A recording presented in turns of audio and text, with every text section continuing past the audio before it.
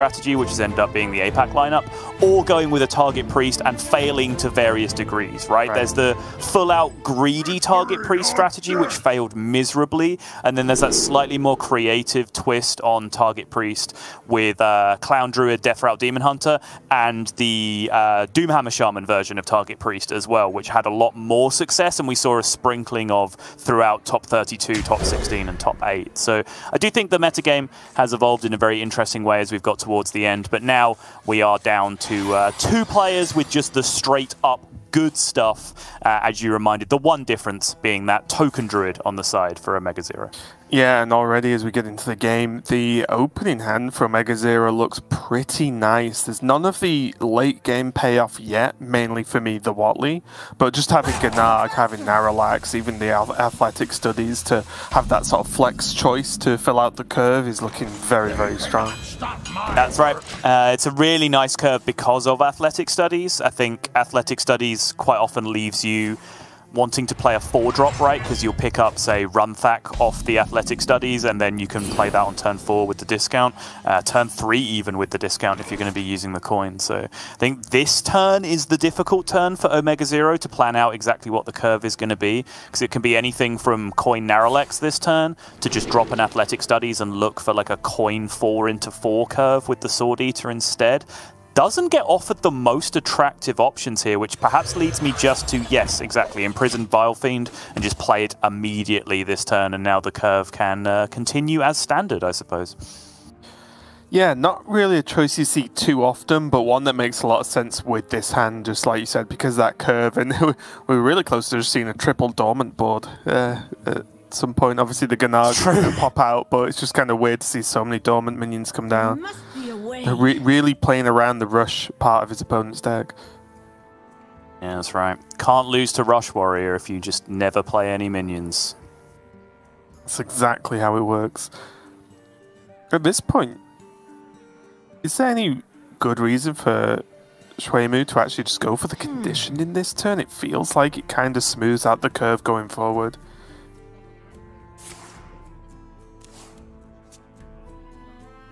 Good question. Either way, he will lead out with the stage dive, I guess. Although it is only a rank 1 conditioning, so you do technically get more stats doing it the other way around. But it looks like he is going to hold and just be a little bit greedier with his resources here.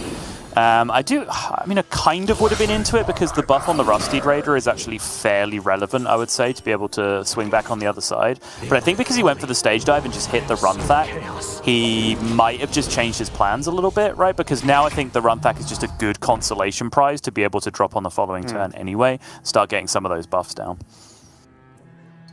It's even weirder now, right? Because, okay, so he is going to stick to Runthak, but Runthak's going to buff this hand, but then Watley's going to come down and draw more cards. So it's like, it's just a weird ordering and one you never really want to do, but one that's probably in this situation too good not to do. Yeah, and that's kind of one of the skills of playing Rush Warrior effectively, right? Is that you would love to just be as greedy as humanly possible. You could say, well, I don't want to buff any cards in my hand until I play this Watley, but then you could also say, well, I don't want to buff any cards in this hand until I've played this bumper car and turned it into 2 riders in my hand instead. But, you know, down that rabbit hole madness lies eventually. So I think you have to find that good balance between strong tempo plays and strong hand buff plays. And I think dropping the Runthak here just as a minion to contest board is a very reasonable way to start that one going. Now OmegaZero's got a Zero Awakens from his Naralax. It means that he doesn't have to be too worried about falling behind. And that sounds a little bit weird. You don't ever want to fall behind. But as you mentioned, Rush Warrior doesn't often just have a good way to just completely blitz a board. And now OmegaZero does, right? And that's the X factor of running Naralax in your list. So even if he loses control of the board, he's got like one fairly reliable wipe. And he is already dominating this board enormously. Going to choose to use up a weapon charge here, even though he had I guess a discounted attack available from the imprisoned Vile Fiend, I guess. Would go down to 2 health, but then would go back up to 3 because of the Rakara being on board, but still chooses to use the weapon swing to preserve maximum health on the Vile Fiend, which I do think makes sense. And yeah, it's just that kind of hand that this can win this exact matchup if your opponent just has a different opener, but because OmegaZero's had the super high tempo opener, it's so hard to come back against, right? And this is where picks like Imprisoned Vilefiend are really clutch. Like, I think this is the 4th or 5th time while casting Rush Warrior through GM and now through the Masters Tour where I've suggested Imprisoned Vilefiend be taken, and I think it's the first time it's actually happened. And every time I see it, I just like it more and more. Like, it always seems to be so effective. Just 1 mana 3/5 in a deck that has so much ability to be greedy that you generally don't need it that often from Athletic Studies. Yeah, it's interesting, isn't it? Well, there's the obvious high-tier rush minions like Runthak, you know, are the ones that those are just great, right? Samuro in the right matchup as well, right? You're never going to skip that, yeah. But outside of that, I feel like the choices are very wide when it comes to the quality of minion, and I agree. I think Vilefiend's probably underpicked compared to a lot of the other cards. So we'll see if it pays off here, because this is a very awkward board. Ogremancer, like, yes, of course, we can see that there's the double conditioning in hand for ShuiMoo, but honestly, Ogremancer just having high health and having the potential threat of Rakara being on the board is just a big minion at this point. ShuiMoo's going to have to make a decision as to what to do here, because this is pretty horrible. He's got nothing that easily kills Rakara. Never mind the rest of the board. Yeah. So step 1, I can't really kill the Rakara. Oh, the other 4 minions as well. Yeah, it's not looking good, is it? And it's not like OmegaZero is sort of put his whole hand on the board, right? He's still got, what's that now, 6 cards in hand? 2 of them are Ysera cards, of course, but it's not as if OmegaZero's gone all in with this. He's still got plenty of juice in his hand left. Right. So now OmegaZero does have to start developing some hand reads, right? He saw no conditioning come down there. He just saw a 10 Trasher come down on the other side. So he needs to consider what the one punish that is possible from his opponent, which again, generally is that Blade Master Samuro. Like, how likely is that? What combination does my opponent have to have? How punishing can that even end up being when I have a 7 health and a 5 health minion on the board that has to be dealt with? And I think the response to that of just shut your eyes, ignore it, go all in is the correct conclusion, because you can be pretty clear based on the way that ShuiMoo has been playing that he just does not have the answers to this board state right now. And it's also just Nightmare in his hand, which is +4 damage out of nowhere, right? Like, that is nothing to be ignored. This Sword Eater, pretty clutch, honestly, as well. He knows that there's those Darkmoon Riders in hand, because obviously the bumper card died. So even with a buff, like, this would soak 2 Darkmoon Riders with a Parade Leader, for example. So still, OmegaZero doing a good job of protecting the board he already has. That did look like the Blade Master Samuro coming into hand, though, and yes, it absolutely is. Can use that now to attack one of the summoned 2/2s, and with the conditioning as well, does get it all the way up to 5 attack. But this is what I was saying, right? Even in that worst case scenario, and make no mistake about it, that was absolute worst case scenario there for OmegaZero. The 7 health on the Ogremancer means that he is by no means blitzed out of this game.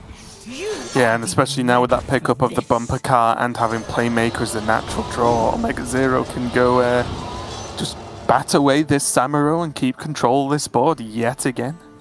Yeah, I love this tempo use here of the Nightmare as well, preserving your 3/4 on board. You can now trade through this, get the 2 Darkmoon Riders back in hand, play one of them for tempo again just to summon out the 2 1/1s, and basically you can just Groundhog Day that whole last turn, right? Like, you can just forget that the Blade Master Samuro ever really happened, because you've just put ShuiMoo just right back in exactly the same position this turn again. Where's this Rusted Raider, though? It's quite expensive compared to, like, the rest of the hand. Yeah. It's, what, 11 health now? Like, it's pretty significant.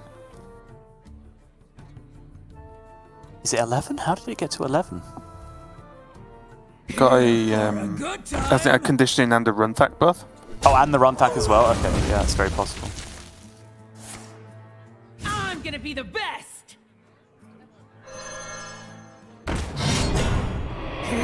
Yep, ShuiMoo just has to tank this, or at least just kill this Playmaker some way, okay? Yeah, he's going to trade the minion in, but you just cannot leave Playmaker on board.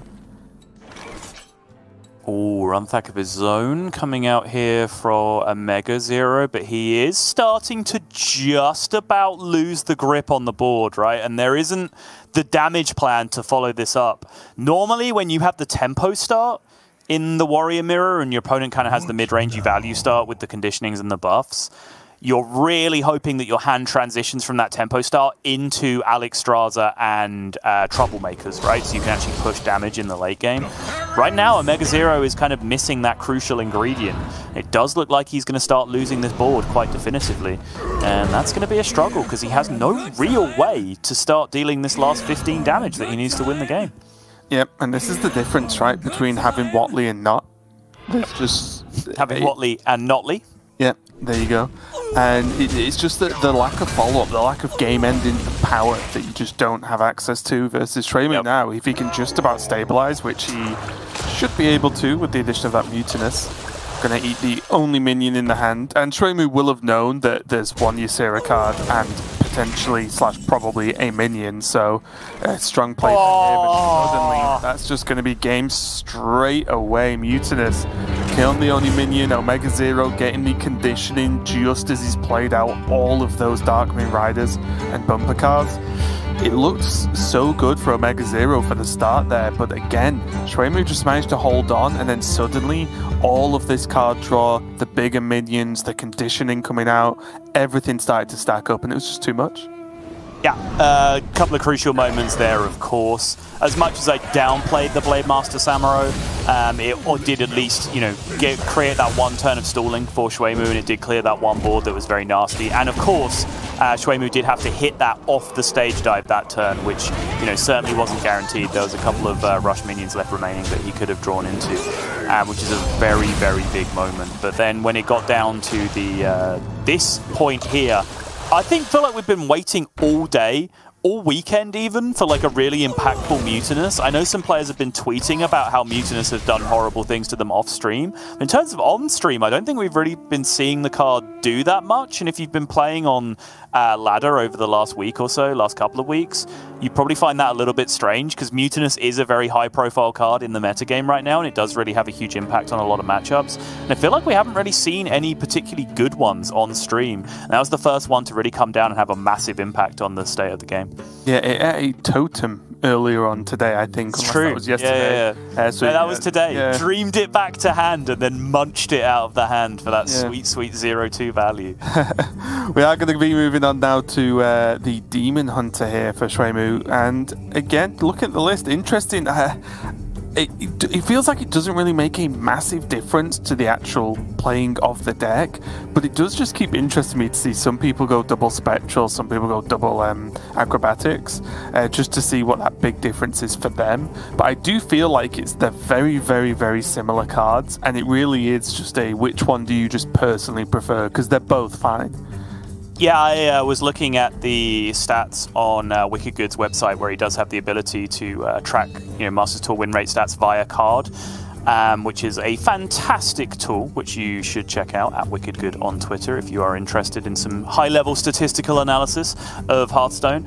And it's actually really, really close, because I'm with you. This was a real point of contention for me. Obviously, you know the deck building option that I will not let anyone get away with, but in terms of 2 Spectral Sight versus 2 Acrobatics, it's really, really close. The stats give a very small edge to the Acrobatics just based on this one tournament, and I think we've seen that kind of pan out anecdotally as well. As we've seen the tournament go on, we've been seeing more and more double Acrobatics being in the lists, and that, you know, the cream is rising to the top and being featured in the broadcast more and more towards the end of the day.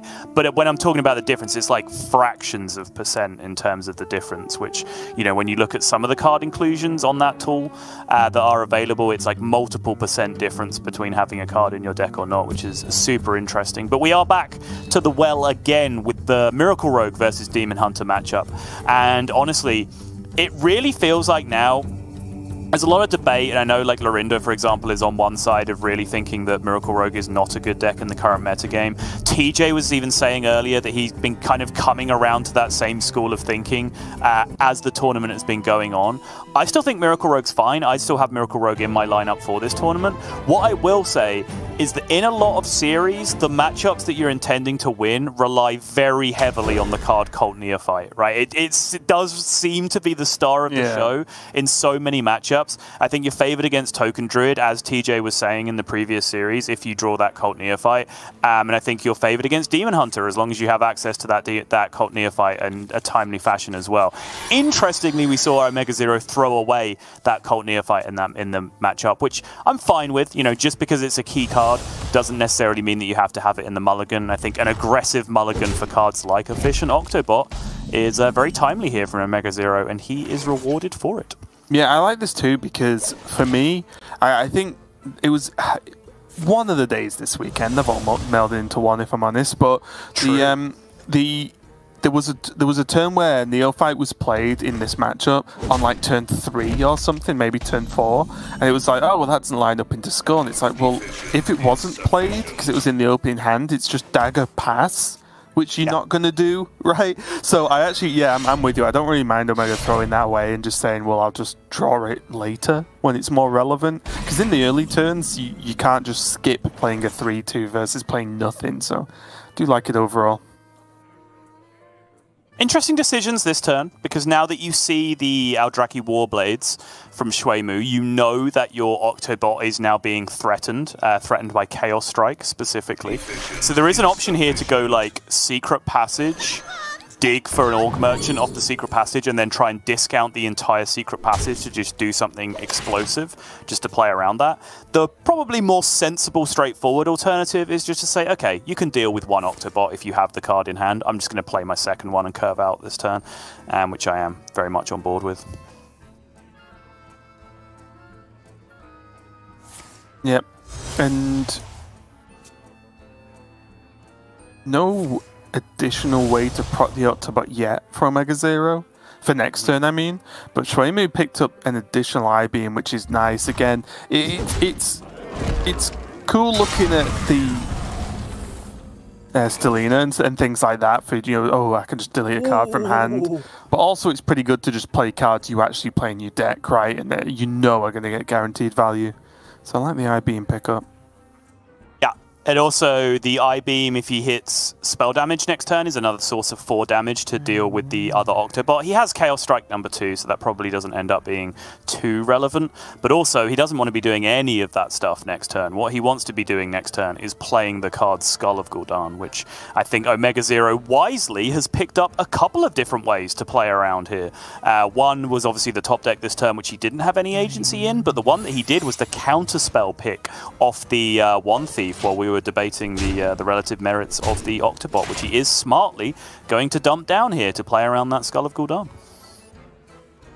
Yeah, and I think it's fair to say that ShuiMoo just can't play Skull into that, because although I'm a big fan of, well, just play your card into a secret anyway if it's good, and like, you know, worst case sometimes it's the problem and you lose, but a lot of the time you get away with it. In this matchup, and even just with OTK Demon Hunter, you can't just throw away Skull, right? Because it's like the core of what makes the deck work. It's not just throwing away the odd spell into something, being a bit unhappy if it gets counterspelled. It's like completely going to stop the deck doing what it wants to achieve. On the other hand, though, ShuiMoo does get to clean up Octo #2 without proccing it, so although he didn't get to Skull super early, that is a small victory in itself. Quiet.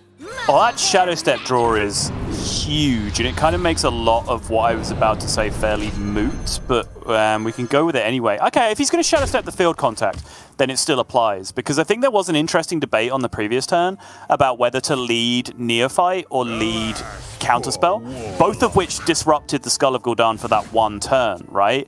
But neither of which then disrupted the Skull of Gul'dan on the following turn. So you kind of had to create this weird argument as to which way around was going to be better or worse for you. Because we can see here the way OmegaZero did it. He then plays out a Cult Neophyte on the following turn. It just doesn't really do anything, right? It sends the skull back to 6, and ShuiMoo just rips the skull for 6. If he does it the other way around, he blocks the skull on the previous turn with the Cult Neophyte, and then he plays the counterspell this turn. Well, ShuiMoo just dumps a 1-mana card, right? Or something potentially even cheaper if he has other discounts. Then he can just play the Skull of Gul'dan, having broken the counterspell with something else. So big problem outcomes either way. The Shadow Step did create some options for OmegaZero to be able to double debuff the spells on the other side and make the Skull unplayable, but I think, all things considered, probably more wise to Shadow Step the field contact, make sure he can have a proper pop-off this turn. Yeah, I do like the Shadow Step, but he is going to have to delay it, I guess, and just go for the Secret Passage instead. Really? Okay, so doing it this way, he does get himself a Jandice out, I suppose, and does hit it. But I was looking even at, like, coin field contact Secret Passage, right? And then just try and pop off with the battle cries from your Secret Passage. But he did give himself the Jandice out the way that he ended up doing it, and does get immediately rewarded with a beefy old 5/6 on the other side of the board.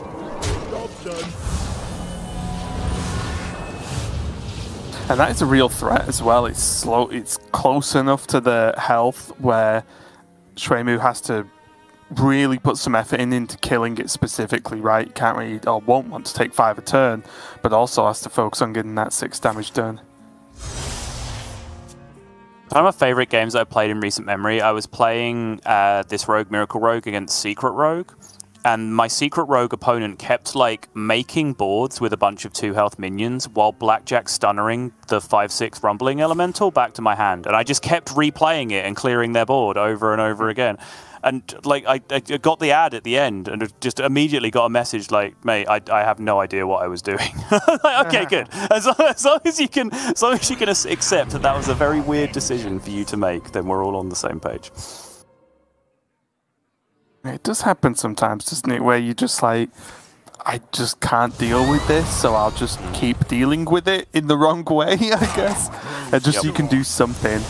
Here, though, ShuiMoo's slowly working at just trying to take down bits of this board. He didn't... Wait, did he not go in with the attack there? It's quiet. He didn't. Just a raw fear that he got baited. It's pretty funny, actually. I think I would have attacked it regardless. It's only 1 damage. Agreed. Just for the knowledge, more than anything, right? Mm-hmm. Muzzle their magic. This is a huge Cult Neophyte turn, though. Means that ShuiMoo does get to trade with the 1/8 there into the Blood Mage Thanos to create space. Divine Shield can now be given to the... what's the actual name of it? Like Shattered Rumbler? Something like that, I think. It is now, I've decided. Even if it's not, it is. Yeah, and a pretty... Skull of Gul'dan. Yeah. Pretty messy turn here for ShuiMoo. Does have a few I-beams knocking around, though, which can help him at least try and stabilize, but he really has just missed the Immolation Auras, right? Just this game so far, not really being able to just bat away a board very like this. Mm-hmm. Yeah, scrambling with a very ineffective throw glaive. The I-Beam was an extremely good draw, though, of course, because I-Beams, when they are outcast, do just cost 1, regardless of what other modifiers are being applied to them. So that did give ShuiMoo a nice little out to be able to take some of that damage off the board, but really unable to clear anything else up. The only other realistic option there would be to perhaps drop the Fellscream Blast from the left-hand side of the hand to then unlock the other I-Beam he has over there into outcast position, which would then discount it all the way back down to 1 again, which would allow him a little bit of extra clearing. However, with the hand he has, right, with Il'gynoth, 0 mana spell damage, Moarg, and Talented Arcanist, I think he wants to hold on to that Fellscream Blast for as long as he possibly can, because he wants that threat of counter-lethal. Yeah, and it's fairly close, isn't it? Especially if you can manage next turn to get this skull actually off. He's probably looking at just having lethal set up within the next 2 turns. He has it, I believe, because he will get +1 spell damage up to +3 spell damage. Right, so, and then double to 6, but then he has the I-Beam to follow up as well, but he only gets the Talented Arcanist buff on 1 of those spells, unfortunately, so yeah. OmegaZero gonna drop the Kazakus and try and build on this pressure. Took a 1 cost so he can play it this turn. I think he picked 1/1, right? Makes sense? Yeah, he did take +1/+1.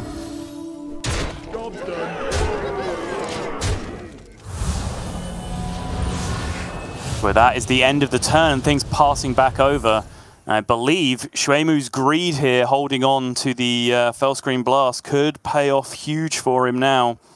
As he waits for the secret passage animations to complete, and yeah, that is going to be it with the spell damage, with the fell screen blast, and with that crucial mid-hand 0-mana I-beam. We talked about how important it is when I-beams get discounted when they go into crucial outcast positions, but that one being middle of the hand means that it got to keep the skull discount, stay at 0 mana, and hit that 24 plus the 6 from the I-beam to be able to pick up that full 30 damage. Very nicely played there for ShuiMoo, and he goes up to a 2-0 lead, and now OmegaZero is in some real danger, Raven. Yeah, and I agree with that. Like, I just think a lot of players would have used an I-beam, would have played a little bit differently, tried to play a little bit more defensive by not letting OmegaZero sit on the size of board he sat on for, what, 2 to 3 turns. In that, I think ShuiMoo did a really good job of identifying just how much of the board he needed to remove to still be safe, whilst giving him the highest chance of, just like you said, just getting that lethal damage kind of in a weirdly natural way, instead of, you know, going crazy with card draw, going crazy with skulls. He did just kind of draw into those pieces and keep hold of it. So really impressive there from ShuiMoo, and you are right, with only Rogue to get a win with, even if you think Rogue isn't the pick for this meta or this tournament, it's one deck you need to win without a 3 goes, right? It's naturally going to be favoured, and I think the way ShuiMoo's been playing, he is going to be able to cash in on a victory here, because there are just some matchups, like there's a 50-50 matchup in just the mirror match, and then there's the token druid that we've talked about, right? So even in that case, if you assume there's going to be an auto loss to Rush Warrior, which isn't necessarily the case, it's going to be looking pretty good for ShuiMoo. Yeah, it's very astutely put, and I think we've seen a lot of that from Demon Hunter throughout the tournament, going all the way back to like Diz Demon, I think, on day 1, where there was those turns where like, okay, well maybe if I do nothing, I might die, but then I also win next turn, right? And I think that's a key skill with Demon Hunter, to just accept a loss. There was a turn in the previous series where I was saying in Discord, do nothing, you win 17 out of 19 times, and Gia's argument is that you win 19 out of 19 times if you'd have cleared the board. If that would have been the two of us casting, I think we would have argued that point back and forwards for the next 30 minutes. I do enjoy a good debate with Gia, because she puts up much stiffer competition to what I'm usually used to, Raven. But I do think that Demon Hunter in general creates a lot of those very interesting positions. But enough Demon Hunter for now, because it is out of the series for ShuiMoo. I'm not going to stop talking and let you reply to that, so you can stop waiting for your moment. I'll reply. It's fine. I'll wait till tomorrow if I have to. All I'm going to say, Sol, is be careful what you wish for, because I will put up some more like a stiffer response and just start arguing really dumb things with you and just going on for hours about that if you want. Yeah, when I say that Gia provides stiffer competition, I don't mean she just argues more. I mean she argues. Nope, I heard argues more, and that's better arguments. I heard argues more, and that's what you want, so I'm okay to provide that.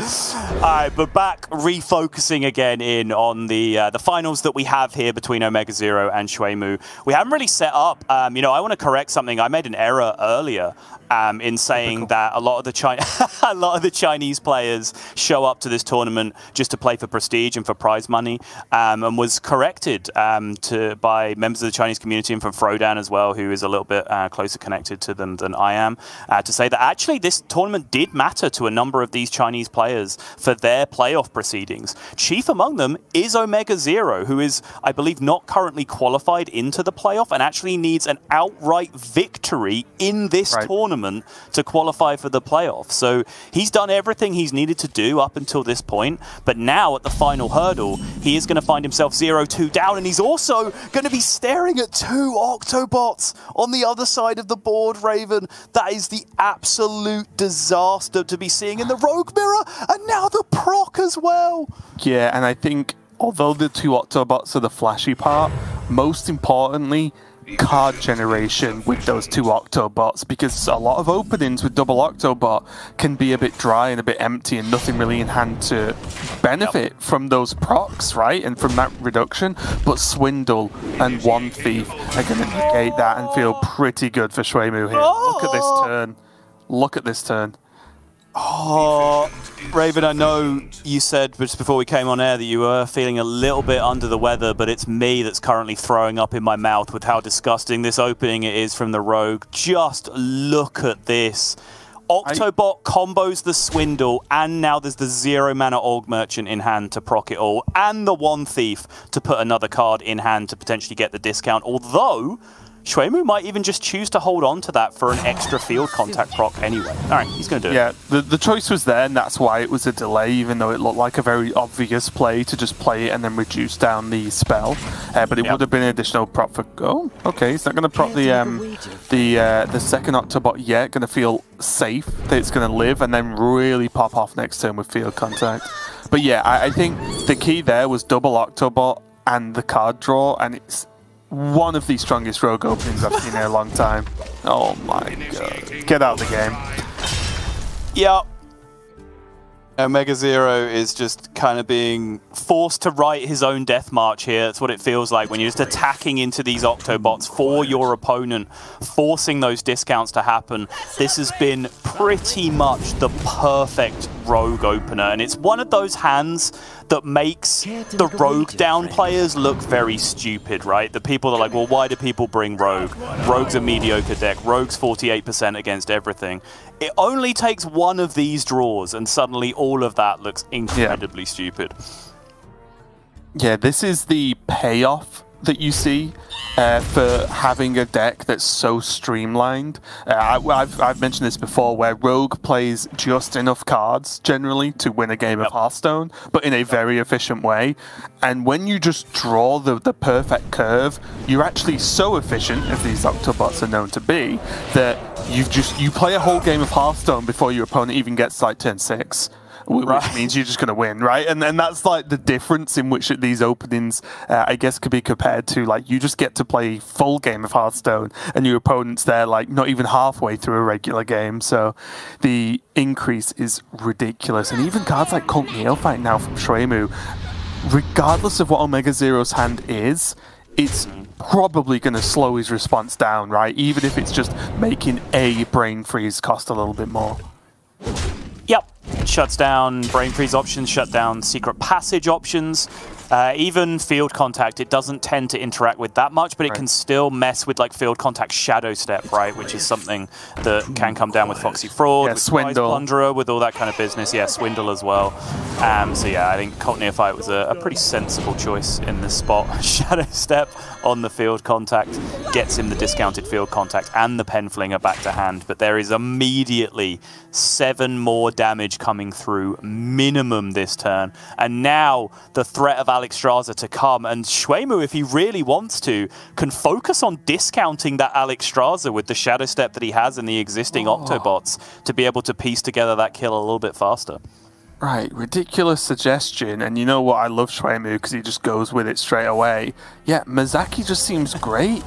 Like, I think I would have actually played Mizaki and not passaged that I agree. turn. Yeah, and just said, well, I'm winning on board massively. How the heck do you kill a 3/8 on this turn? Impossible. But instead, ShuiMoo... Imagine if ShuiMoo did this like next turn with Mizaki on board. It would be incredible. What do you even do here? I guess you don't need both Wicked Stabs, right? Because you have the Alexstrasza in hand already. So one Wicked Stab plus a couple of Dagger Swings over the coming turns will probably get this done. I think I like Shadow Step the Neophyte, honestly. I think I do too, yeah. Because I think just because it mainly locks out Secret Passage a lot of the time, right? Secret Passage costs 2, and then there's only 4 mana to potentially play spells that you might want to play, in which also cost 1 more. So yeah, I like this a lot. I think this is just the best way to lock down this board. I think specifically a hand that your opponent might realistically have here is the 1 mana Shadow Step Field Contact into Secret Passage, right? The play that I was talking about beforehand, and I think that does really shut that down. As it stands, we can see that there is plenty of just native juice in the hand here for OmegaZero to start running through this Field Contact turn, but even then you still see the effect that the Neophyte's having with the Brain Freeze and now the Swindle in hand as well, really limiting the clearing options coming out here from OmegaZero. That should upgrade. Probably. And what is it now? OmegaZero on 9, 3 damage already available for ShuiMoo. And start off with Stuart. Oh, Nitro boost?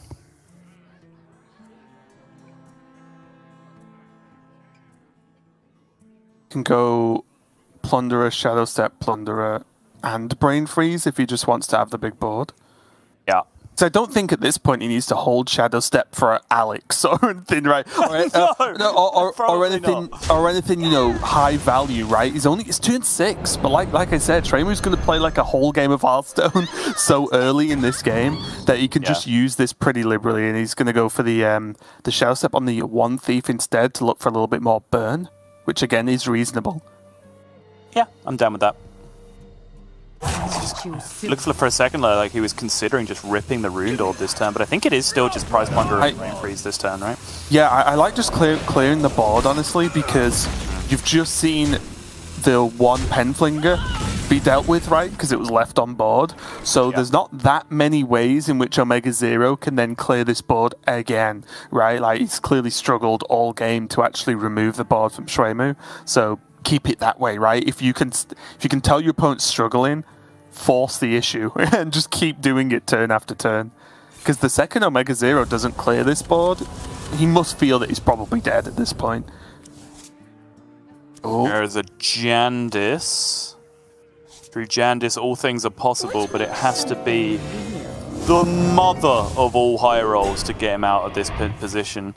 And that is absolutely not looking like it's going to be good enough. It's not bad, armor. Scrap Golem in the position that he's in, but doesn't look like it's going to be nearly enough just from my quick eyeball of the situation.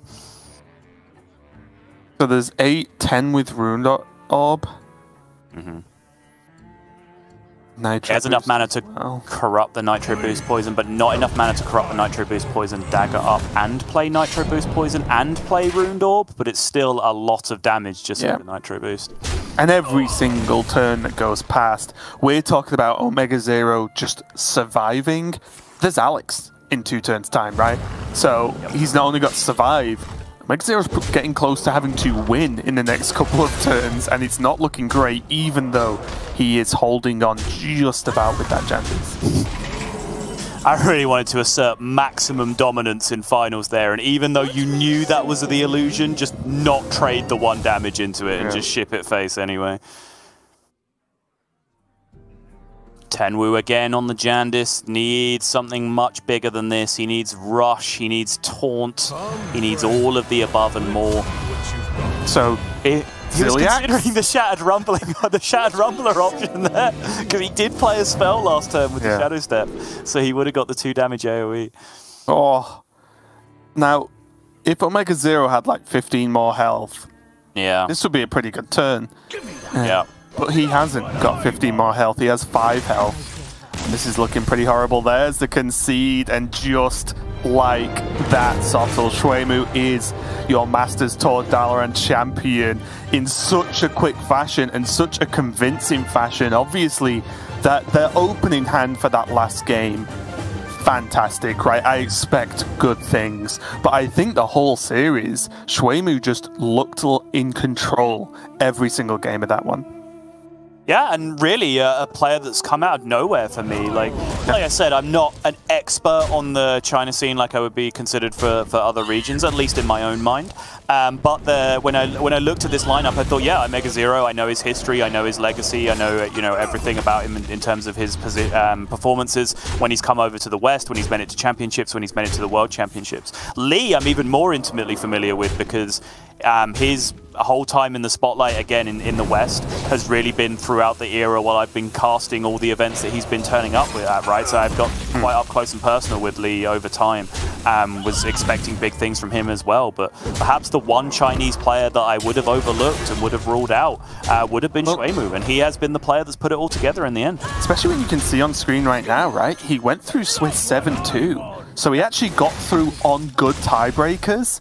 It would have been easy for him to go 7-2 and not make it to the top cut, right? Because that's just the way the Swiss works at the moment, with the way the number of rounds, number of players, and so on. So it's it's a big deal, right? He could have very easily not made it to top 16, but I'll tell you, I'm glad he has, because especially that series, it just looked so solid. The decision making made sense, looked strong every single turn, time and time again. But another shout out to OmegaZero, right? The very, very strong performance in the Swiss and made it all the way to second place.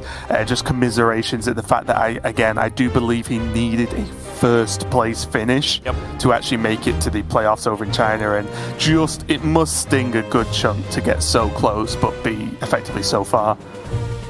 Yeah, and I don't know how much solace he will take in general at his country's representation in global Hearthstone in general right now, because once again